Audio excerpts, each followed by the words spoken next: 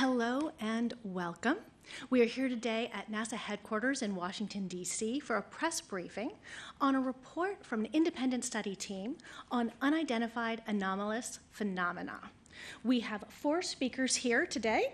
We have Bill Nelson, our NASA administrator, Nikki Fox, the associate administrator for the Science Mission Directorate, Dan Evans, the assistant deputy associate administrator for research within the Science Mission Directorate, and David Spergel, who is the president of the Simons Foundation and was also the chair of this particular independent study team.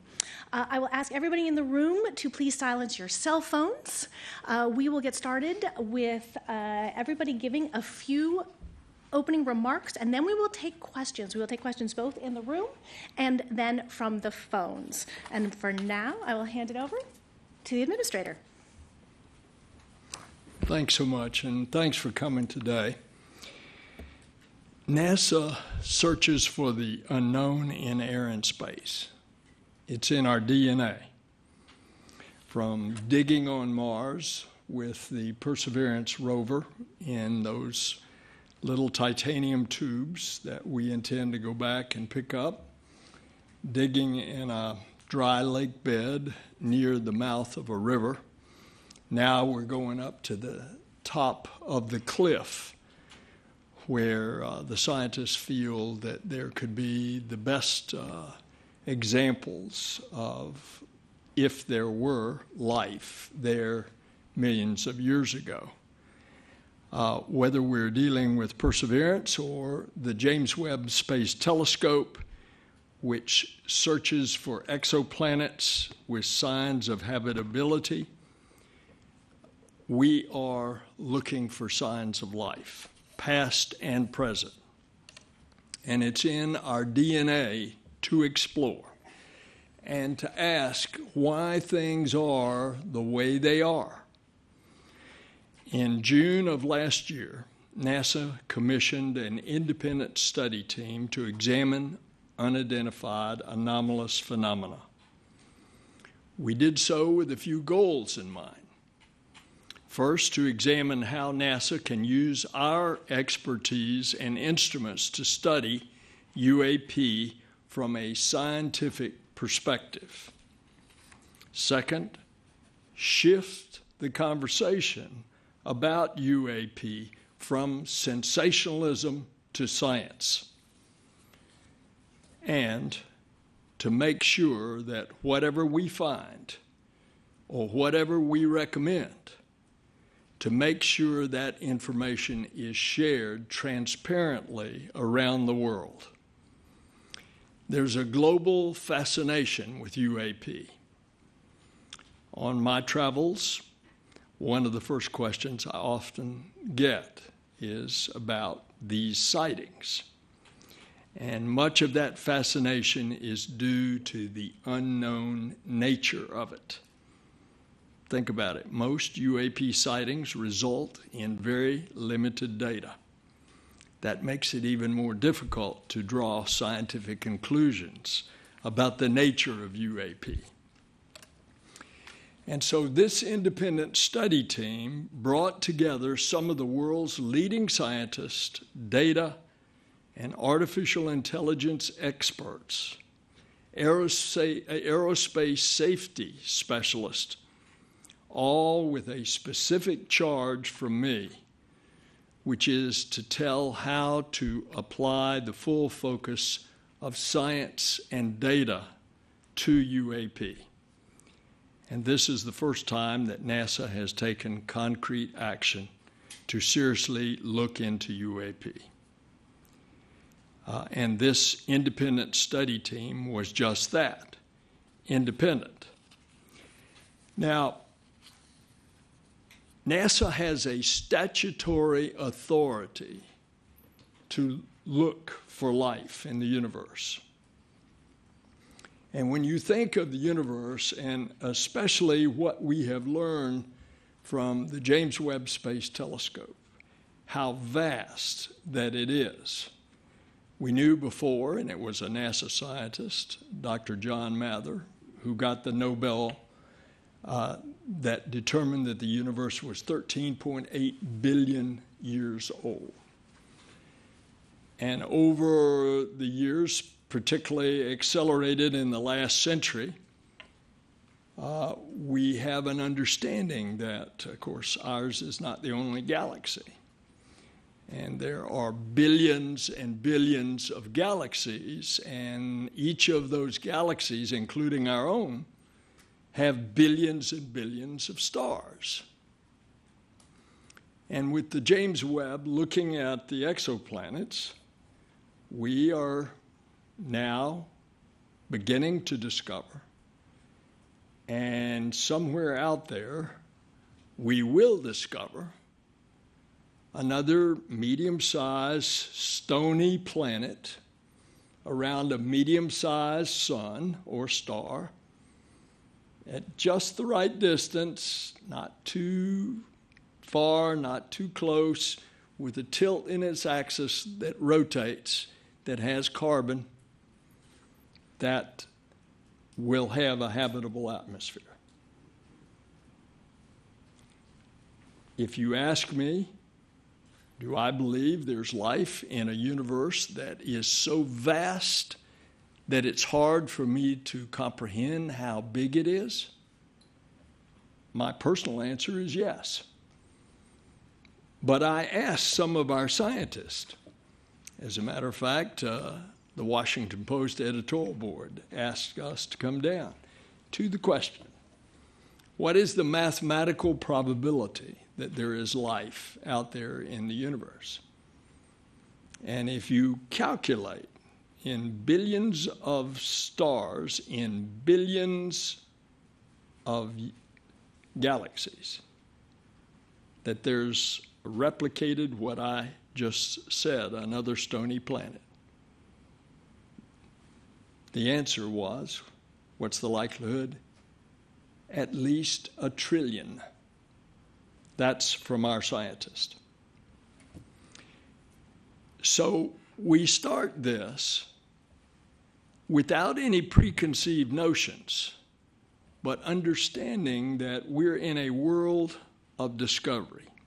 And we, NASA, have taken for the first time concrete action to seriously look into UAP. And this independent study team is exactly that. It's independent. They work to develop recommendations about how NASA could better examine them from a scientific perspective. And the top takeaway from the study is that there is a lot more to learn. The NASA independent study team did not find any evidence that UAP have an extraterrestrial origin.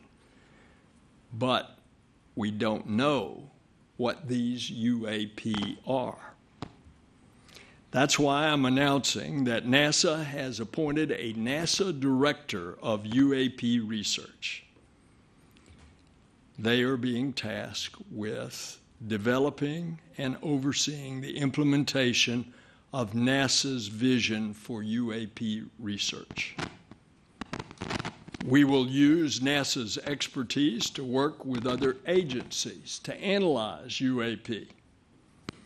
We will use AI and machine learning to search the skies for anomalies, as we have been searching the heavens and will continue to search the heavens for habitability.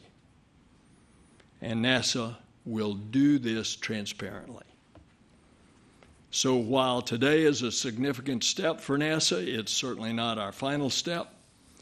And we're going to share more with you, and I want to introduce you to Dr. Nikki Fox, who is the head of our Science Mission Directorate. Nikki.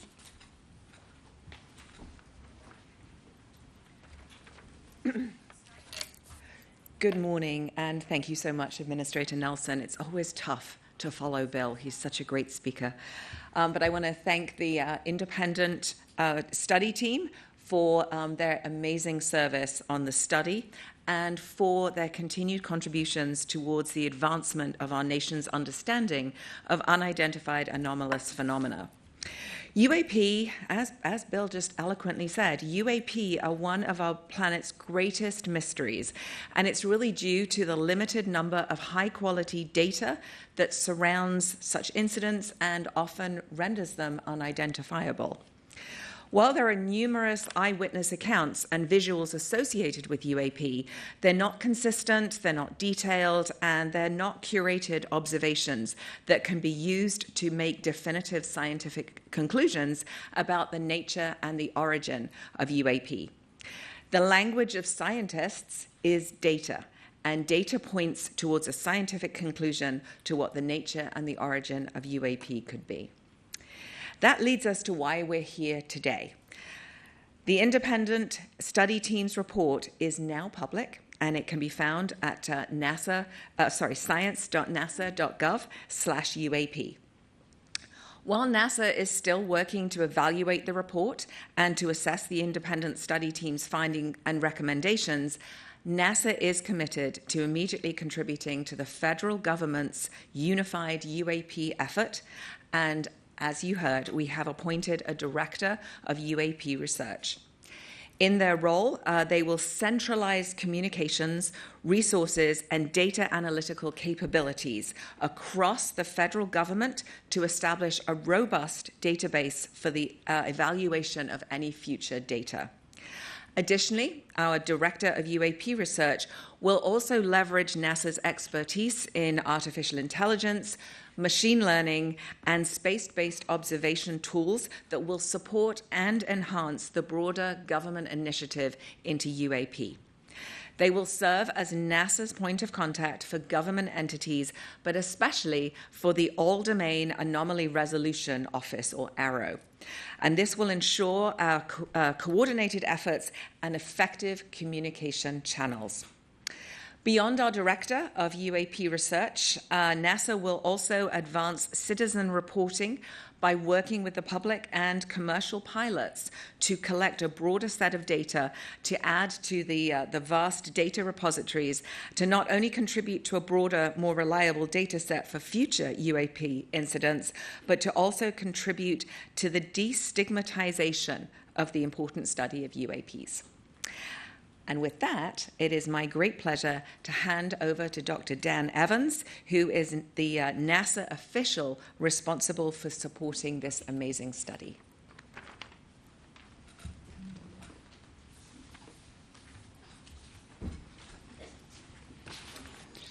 Good morning. I'd like to begin by expressing my sincere thanks to NASA Administrator Bill Nelson for directing this study. We at NASA believe that understanding UAP is vital for several reasons. First and foremost, it provides an opportunity for us to expand our understanding of the world around us. At NASA, we are committed to charting the uncharted, so this work aligns with who we are. Secondly, this study aims to enhance situational awareness. The presence of UAP raises serious concerns about the safety of our skies, and it's this nation's obligation to determine whether these phenomena pose any potential risks to airspace safety. Let's not forget that the first A in NASA is aeronautics. So by understanding the nature of UAP, we can ensure that our skies remain a safe space for all. Administrator Nelson directed us to put together an independent and external team of world-leading experts to produce a report containing a roadmap with a series of recommendations that describe how NASA could best help in the cross-government response to UAP. Months of meticulous fact-finding, cross-disciplinary collaboration, and scientific rigor gave the team insights that will greatly enhance our nation's understanding of UAP going forward. The team's report, now available on NASA's website, stands as a testament to NASA's and the team's commitment to transparency, to the power of science, and to the unwavering quest for knowledge. We at NASA believe that studying UAP represents an exciting step forward in our journey to uncover the mysteries of the world around us. By embracing a scientific lens, we have ensured that our work is evidence-based and data-driven. And by valuing transparency and openness, we have aimed to foster trust and collaboration with the public. I'd like to conclude by extending my deepest gratitude to the team for their incredible dedication and service. Their efforts have been instrumental, and I truly appreciate the expertise and commitment that each of them have brought to this endeavor. And with that, I'll pass over to Dr. David Spergel, who chaired our study.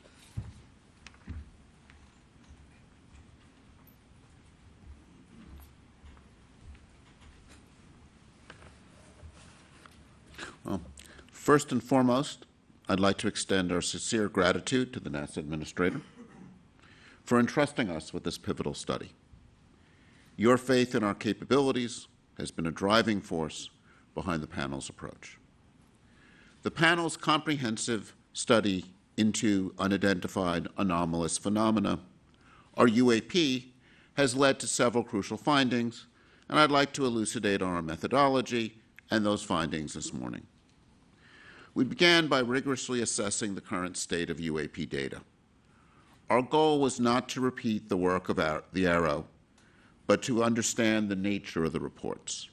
Our goal was to produce a roadmap for NASA to contribute to the understanding of the nature of UAP events.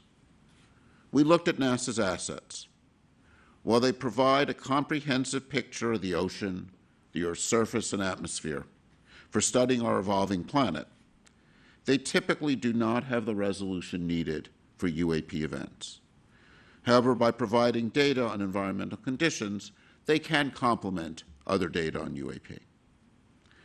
The current approach to UAP data collection has led to a limited sample of events and limited data. Stigma has limited reporting by pilots, both civilian and military, so we know there's missing data. For its analysis in other areas, NASA always takes a scientific approach of systematic data collection that involves calibrating instruments, multiple measurements, and ensuring sensor metadata. Most UAP events lack this quality of data. One of NASA's contribution to the broader governmental effort to bring these methodologies to create a data set is to bring these methodologies to create a data set that's both reliable and extensive.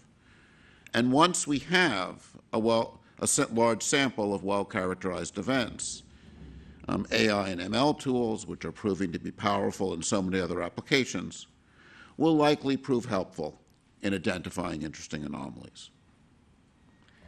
It is essential to clarify, based on our current findings and methodology, that we find no evidence to suggest that UAP are extraterrestrial in origin. Our focus is on understanding the phenomenon, however, regardless of the source. And previous work from the ARROW has shown that most events are explainable as planes, balloons, drones, weather phenomena, and instrument features.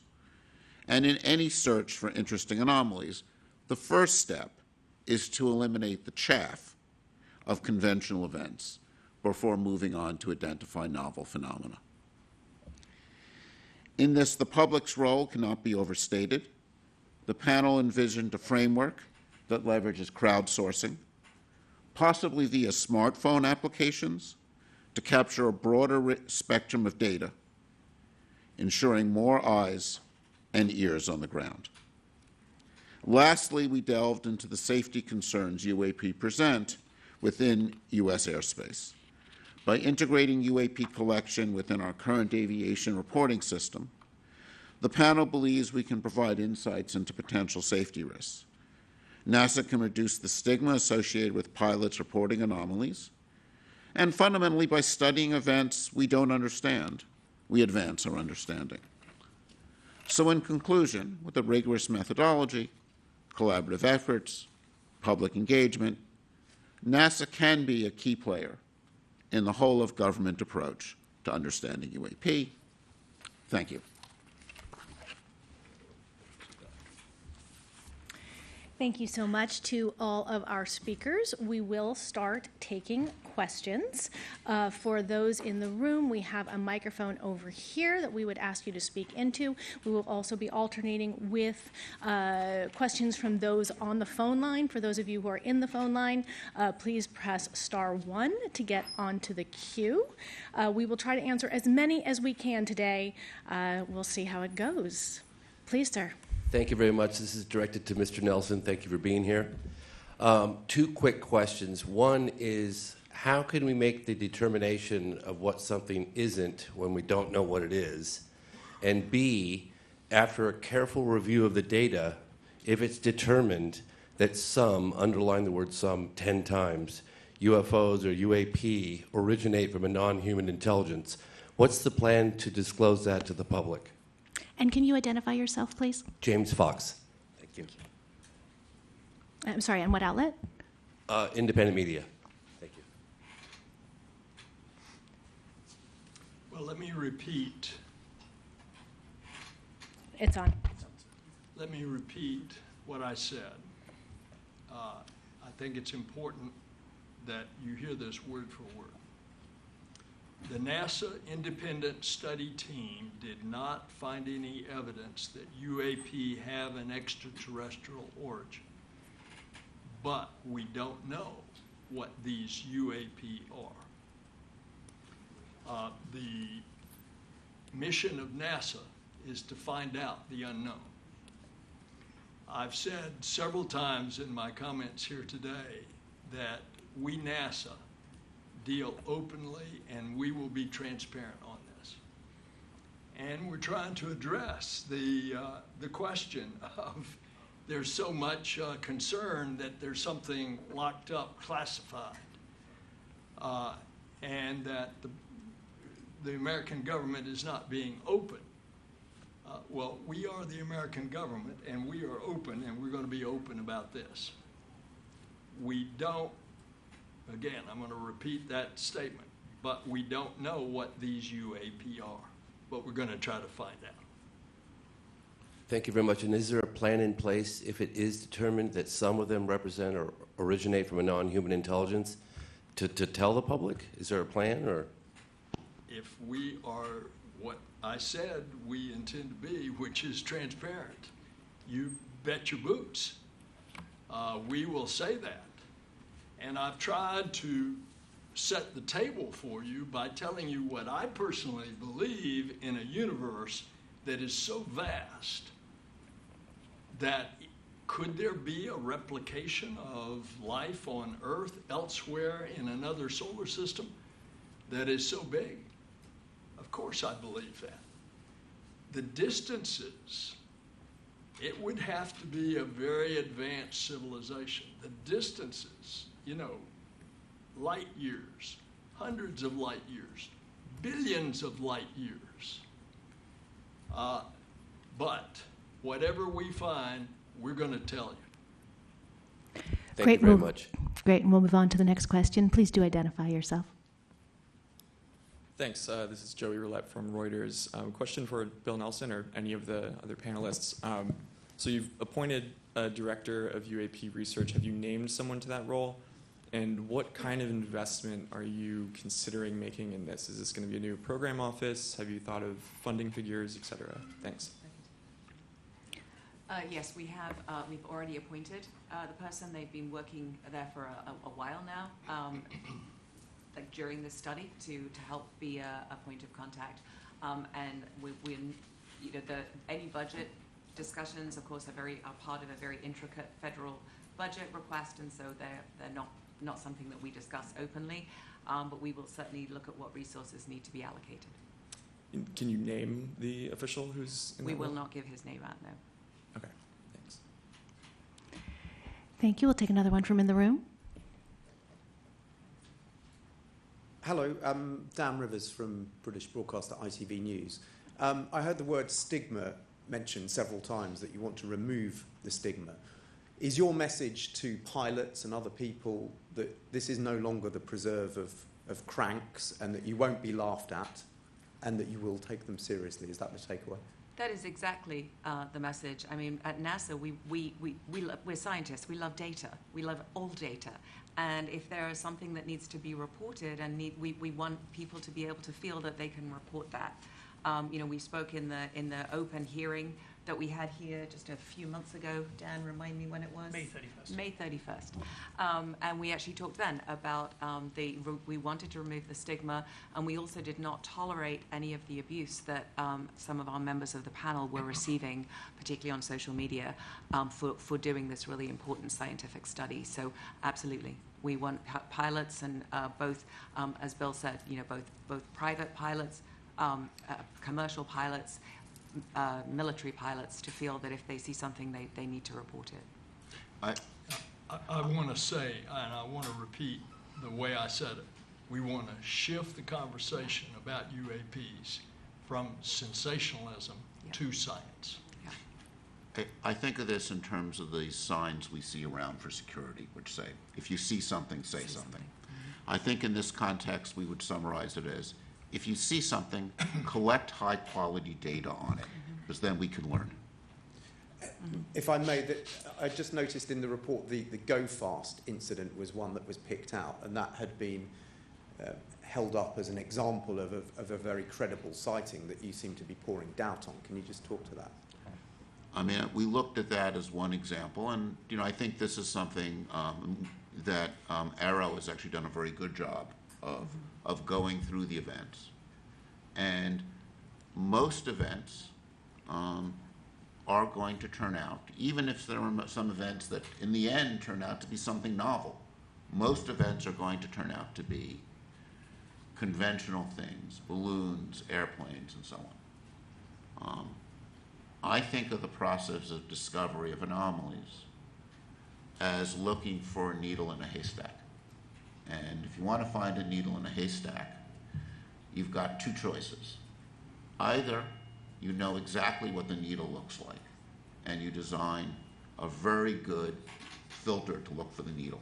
It's called match filtering in sort of AI work, machine learning, signal processing. Or you don't know what you're looking for. And with anomalies, that's really the case we're in. We're looking for things we don't understand. So if you want to find something strange in a haystack, you better know exactly what hay looks like. And you better be able to characterize that really well. And that's why in a process like this, and this is something that I think we bring to this as we look for anomalies, is you need to know what typical regular things look like under all conditions. You need to know what balloons look like when pilots see them, so under unusual conditions, so that you can eliminate those events. And that's why in identifying anomalies, understanding the normal is a very important part of it, and understanding that under different observing conditions, and collecting data in a uniform way. I mean, this is what we do when we study anomalies in space science or other areas of science. And what we're trying to do is bring this approach to this field by saying collect high quality data, understand the normal events, and that's how we move things forward. Thank you. We'll move on to the next question, please. Hello, I'm Nomia Iqbal from BBC News. Just to follow up on the stigma question, UAP, that term has been used in part to destigmatize UFOs. The fact is most people use UFOs. Most of the American public, most of the world use that term. So I wonder how much is the stigma still a problem for you, and what are you practically doing to about it, really, to convince people? And my second very quick question. In your report, I noticed that you said AI is a very essential tool for identifying rare occurrences. Yesterday, we were at this big AI summit where you had 100 senators meeting all the big tech tycoons, Elon Musk, Mark Zuckerberg. And speaking to some senators afterwards, they said, we are concerned about AI, we need it to be regulated. Does that concern you? Are you worried that it might hamper your work? Thank you very much.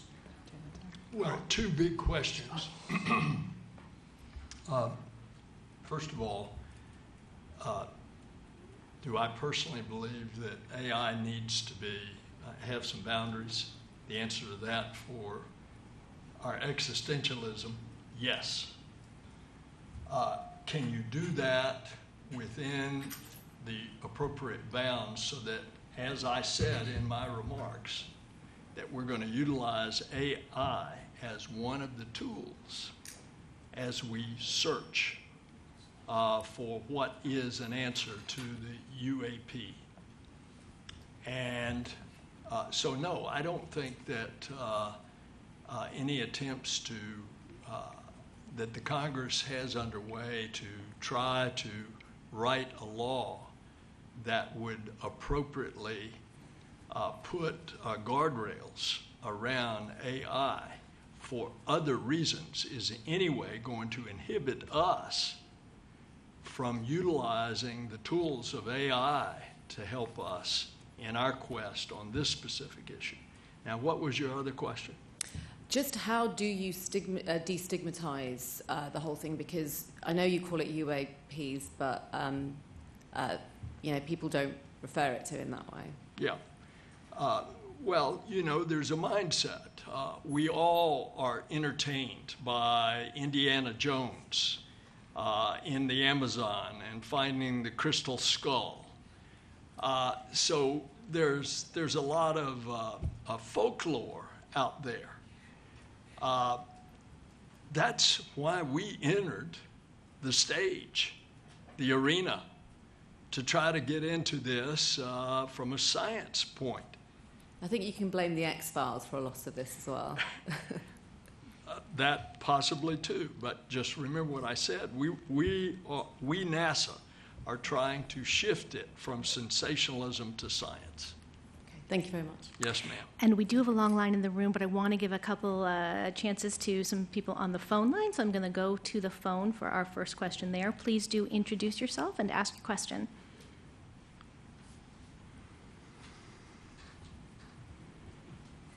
The phone, can you hear me? Our first question is from Marcia Dunn with the Associated Press. Your line is open. Yes, hi, Marcia Dunn, AP. I'm already receiving emails on Area 51 in Roswell, so I would like to ask Mr. Spergel, how much were you and your fellow panel members hassled or bombarded by this sort of thing during the course of your study? And for NASA, are you not naming the director of UAP research for this very reason, so that they're not hassled and bombarded by the fringe element? Thanks. I would divide kind of emails and tweets into two types, right? There's some where people honestly are curious about things they've seen, they've heard. There are things that are hard to respond to, like my uncle who's dead saw something strange, and you get a report. And that's not useful, but that's harmless. On the other hand, one of the things that happened during the study, and this may be part of a bigger discussion of cultural behavior on social media, where people behaved badly, and I would say harassed some of our panel members. And that, I think, was very inappropriate behavior one doesn't want to see. Sadly, I think it's part of a deeper problem when people somehow feel on the web, on social media, they can be nasty and hostile, and sadly, some of our panel members experience that. Yeah, I would just simply add to that to say that not only were some of the things that our panel members received during the course of this study simple trolling, some of them actually rose to actual threats. And as a result, we at NASA take the sanctity of the scientific process and the security and safety of our team extremely seriously. And yes, that's in part why we are not splashing the name of our new director out there, because science needs to be free.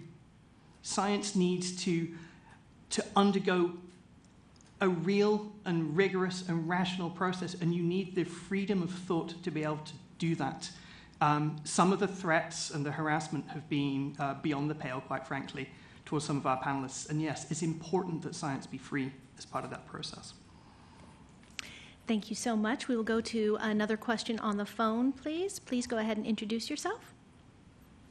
Our next question comes from Tom Clark with Sky News London. Your line is open. Oh, hi there. Thank you very much for taking my question. I want to understand how much, you won't give us an idea of money, but how many assets or new research programs will be devoted to this by the administration. Because it strikes me that although the argument for aviation safety is clear, there are other departments and agencies responsible for that particular thing. And as the report concludes, the likelihood of there being extraterrestrial explanations or truly scientific explanations for many of these phenomena is very, very small. Shouldn't NASA devote its research budgets and its efforts to those much more likely and tangible signs of extraterrestrial life through things like the James Webb Space Telescope or extrasolar planets detection? Thank you for the question. So yes, obviously we don't discuss budget openly, but we are committed to supporting the whole of government study into UAP. All of our data are open. In fact, if you look at the report, you'll see a very large sort of background material or supplemental material in there, because we literally released everything because that's what we do at NASA. We do have our key agency goals. We have obviously our goals in the Science Mission Directorate, our themes that we follow, and one of those, as the administrator described, is the search for life elsewhere. And we do that, and he described the research beautifully. I think he may be going for my job, actually, but he described the research so well that what we need to find is a rocky planet around a hospitable star that isn't too violent, that is in just that right place, that has signatures of water and signatures of carbon, so the building blocks of life. And we continue to strive to do that. We do that with the James Webb Telescope. We'll be doing that when we launch the Nancy Grace Roman Telescope, that even has a coronagraph around it to block out the light of the neighboring stars and really let us look at those possible planets. And then beyond that, the next big telescope recommended by the Astrophysics Decadal is the Habitable Worlds Observatory, actually a mission designed to look for hospitable and find like Earth 2.0 in another stellar system. And so they really are in the forefront of our goals at NASA. So thanks so much for the question. I'm going to ask... Just jump in to clarify something. Will you be devoting any new resource or research projects to this particular aim then, given that's where the interesting questions really are? Should NASA spend time and budget pursuing the much less likely task of finding signs of extraterrestrial life in small objects within or close to the Earth's atmosphere? So, most of obviously our instruments are designed to look for the phenomena that we study at NASA. If any of our data are useful, if any of our data are applicable, then we absolutely will be devoting that and turning that over through our liaison to the whole of government approach. We are not at this time intending to design a mission to do this. That is not part of our kind of overarching NASA direction. We are looking at providing some research support. So if somebody wants to write a research proposal, send it in through the regular channels. We will be looking for ways to do that. And we also talked about supporting sort of the citizen science and the broader repository of data. Dan, do you want to add to that? NASA's data are free and publicly accessible for the entire world to download. And we pride ourselves on that fact. And it's this openness of data and our approach, which is why we're all here today. To answer your specific question about devoting research budgets to the potentially truly interesting ones, well, I think as David said, you have to understand the chaff in order to really understand and pinpoint the potentially interesting ones, okay? So we are in such a data-poor regime at the moment that we need to turn it into a data-rich one to do that. And we employ NASA's assets, many other partners' assets as well in that quest. And if your question suggests, and I do not know that it does, but if it suggests that NASA ought to keep its nose out of this, well, let me tell you, NASA is not a place that's going to hide its head in the sand. Now, is there interest in this phenomenon in other agencies? In my previous life in the Senate, I was privy to talk to the Navy pilots and to see the video of what they encountered off the coast of California in 2004. That was in a classified setting then. But this is now. And you have now seen that video. And you have heard from those former Navy pilots. Is that of a concern to the Department of Defense? Of course it is. Therefore, we're going to continue our search from a scientific point of view. It's going to be, if those other agencies continued their search, we're going to be glad to join in with them. But our stuff is going to be open. Great. I'm going to take one more from the phone before we go back to the floor. We have a lot of questions. I'm going to hope we can stick to sort of one per person and see how many we can get through. So one more from the phone, please. Our next question comes from Jeff Faust with Space News. Your line is open. Hi.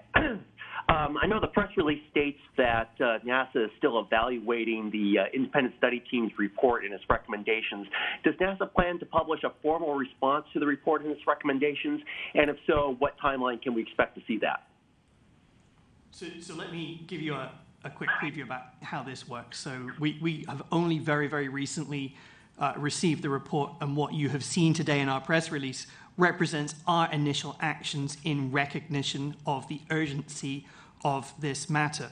And yes, we will be following up as appropriate with additional actions, but of course we need additional time to fully ingest the recommendations and act on them in light of budget and many other priorities. But we'll be announcing more in the future. Great, thank you. Please, back to the room. Identify yourself too, please. Good morning, Sam Cabral with BBC News Digital. We've been talking a lot about shift from sensationalism to science today.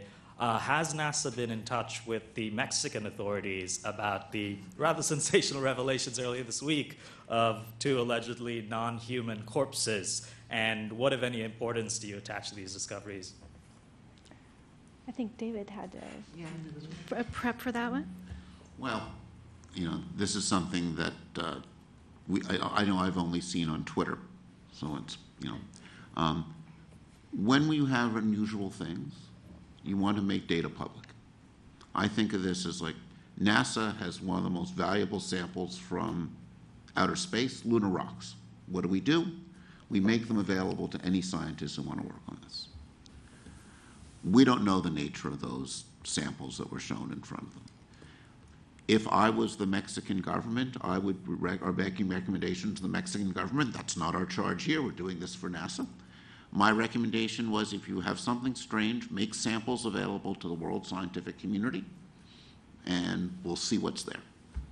I'll just add that one of the main goals of what we're trying to do here today is to move conjecture and conspiracy towards science and sanity, and you do that with data, as David says. And that's the whole purpose of this study and this roadmap. Thank you. Thank you. Hi, Brandy Vincent from Defense Scoop. Thank you all for doing this. I actually have 2 lines of questions, if it's okay. First, for Ms. Fox, what's the timeline and immediate actions that NASA is pursuing specifically with ARROW now that the report has been completed? And what mechanisms are NASA and DoD really using to share information and collaborate securely? And do you see more coming? And then separately, for Mr. Spergel, I noticed in the final report a lot of the images and media that were added were from DoD, snapshots that we'd previously seen from DoD data, not much from FAA, if anything, not from other agencies. Can you speak to why that is, and what all you used beyond DoD to inform your report? Dr. Fox, Dr. Spergel, I'll pass it to you guys. Sure. So, yes, our immediate actions, I think there was such a lot in those questions. So the immediate actions, we've established our director of UAP research. They're working across the whole of government. They're working very closely with AARO. They are the sort of central point for all of the collaboration. I'm not sure what else you asked, I'm sorry. What mechanisms are you using to share data and information with the Defense Department? All mechanisms available to us. As Dan eloquently said, all of our data are open and public. So actually, I mean, we share everything with everybody, so everybody can access our NASA data. I mean, do you have like a specific repository or mechanism or channel specifically with DoD where you're sharing information? Can you just expand a little on how AARO and DoD are working? AARO and NASA are working so deeply to share things. Sure. Do you want to take that? Yeah, sure. I'm happy to handle that. Yeah. So as Nikki beautifully said, all of NASA's data is open and accessible to the public. If DoD on a specific instance need to tap our expertise, then there are obviously secure ways of doing that, and we've done that by appointing our liaison officer. And yes, we know how to talk to DoD in a classified space. But again, most of what we do is unclassified, and for good reason. And the answer is actually straightforward, that AARO is the lead agency in the government. So FAA-reported events go to AARO. Mm-hmm. So they're the central collection agency, and that actually, if you go to the AARO site, they have a pretty complete list of things they've analyzed and are trying to make public. Though with AARO, and this is just something I think is worth repeating in the context of looking at images that come from military satellites and intelligence community, it's important to remember that images taken by military instruments are classified, not because of what's in the image, but because of the nature of the measuring instrument. And I think this is one of the unique things that NASA brings here, is NASA is about openness and transparency. When NASA makes measurements, NASA has across all of it does, this program of making its data open and available. And of course, because it's not making measurements with classified instruments, that enables it to do this. And that one of the things that NASA brings to this space. Thank you. And just a really quick clarification, because I think it's important. The NASA AARO liaison, is that official the same as your new UAP head of research? Yes. Okay. Thank you. All right, one more in the room before we go back to the phones for a couple. Thank you. My name is Jacob Jensen. I work for a Danish newspaper called Berlingske. My question is for Mr. Nelson. You said at the beginning of the meeting that that NASA will be transparent. Well, a month and a half ago, Mr. David Grush said under oath in Congress that the U.S. government is in possession of UAPs and extraterrestrial life. How can you be sure at NASA that other parts of the U.S. government is being transparent?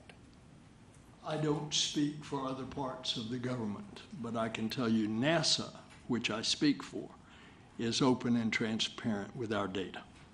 Do you believe what Mr. David Grush said, or is he lying?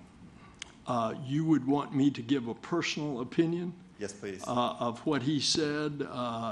What he said, if I recall having seen this on the nightly news, was that he had a friend that knew where a warehouse was that had an UFO locked up in a warehouse. He also said he had another friend that said that he had parts of an alien. Whatever he said, where's the evidence? Is my response. Excuse me. He also said that he did interview over 40 employees at the Pentagon. Long time ago, there was a TV show, Jack Friday, and he used to say, just the facts, just the facts. Show me the evidence. Thank you, sir. All right, we will go to the phones. Again, I know people have lots of questions, but I'm going to try to keep us to one for each person. And so next person on the phone, go ahead and introduce yourself. The next question comes from Gina Cesari with ABC News. Your line is open. This is for Senator Nelson. Your report mentioned that AI could be very useful in helping in this investigation. How do you see that, sir? Well, why limit us in anything in interpretation of data? And AI is just coming on the scene to be explored in all areas. So why should we limit any technological tool in analyzing data that we have? I said AI was one of the things that we were going to employ. We use AI, or artificial intelligence and machine learning throughout our NASA science portfolio. It is an amazing tool for helping us to actually find often signatures that are sort of buried in data. And so a lot of our data are just sort of wiggly line plots. We get excited about wiggly line plots, by the way. But sometimes you see the wiggles and you miss a signal in there. And by using artificial intelligence, we can often find signatures. So one example we've had is to be able to find signatures of superstorms using very old data that really is before sort of like routine scientific satellite data. And it's amazing. And so just being able to use those techniques often can allow us to find things, to actually find the needle. As David so eloquently said, once you've actually really it also helps us to really characterize the hay. And so you can start subtracting the hay and look for the needles behind. So let me just take this moment to try to demystify AI and ML. Thank you. When, as scientists, and probably many of you in high school were trained to do this, we had some data. You took your data, you drew a graph, you put a line through it. You had data in 2 dimensions, X and Y. Right now, much of our data is in a much higher dimensional space. And if you're working with something like ChatGPT, it's in a high dimensional space of language, or tokens, if you want to get technical, with 12,000 tokens in the ChatGPT 3.5, for example. And machine learning is a powerful tool for representing functions in high dimensional space. That means we get to work with data in a high dimensional space. AI is very powerful, but it's no more powerful than the data you give it. It's a way of, this is why it's very powerful, say, with NASA's weather and climate data. We've got an incredible amount of data, and it's data that you want to do more with than just put a line on a graph. You want to extract all that information or more information in that high dimensional space. And I think we're just really discovering the power of that tool. And it's one of the tools NASA and not just scientists, but I think a lot of people in a lot of different industries are using to learn new things about high dimensional data. But it always comes back to the data you feed into your analysis, whether it's a line on a graph paper or a high dimensional space explored with machine learning. And if you don't got good data, you're not going to learn things. I'm going to add one sentence. Sorry. High dimensional does not mean high space dimensions, not interdimensional travel. We're talking about multiple parameters here. Okay. Great. We are coming close to time. I want to get 2 more questions, and we're going to do one on the phone and one more in the room. And hopefully, if we keep our questions short and our answers short, we'll get to those 2. For anybody who's here who hasn't had a chance to ask a question, you are more than welcome to send an email, and we will try to get you answers as quickly as possible. So one more on the phone, please. Yes, our next question comes from Peggy Holliger with Financial Times. Your line is open. Thank you very much, and thank you for allowing me to ask a question. I'm curious about you saying here that you want to rope in crowdsourcing, but also you speak specifically about the potential of using commercial assets as well as your own. I'm curious about, can you just give me a bit more detail how you will do that? Will that be through commercial contracts, or will you ask for voluntary reportings of sightings? And also, I think that's when you talk a lot about the importance of sensor, I'm going to use the word harmonization, because there's no kind of harmonization between the way the sensors work. Presumably that would be the same for the use of commercial assets. You know, how does that use of commercial assets and crowdsourcing square with the sensor harmonization that you talk about? And who's going to pay for all this? Thank you. So let me just say a little bit about crowdsourcing. Much of what we have in mind is taking advantage of the fact that there's several billion of these floating around, right? And they take, I'm holding up a cell phone for those on the radio. They take wonderful, high-quality images, have high-quality metadata, record local magnetic field, sound, gravitational field. There's a wealth of data that a cell phone takes, and you can imagine designing apps that make the images relatively tamper-free. You can at least make it hard to do. And I think if we have a collection where interesting events are collected by citizens, hosted, and you have multiple images of the same event, we will be able to learn a lot. And, you know, one of the things NASA supports is citizen science. And I think that the idea that if you see something you don't understand, collect data, we aggregate the data and we learn from it, is important in this context, and just, I think, in some ways, an opportunity to engage the broader public in doing science.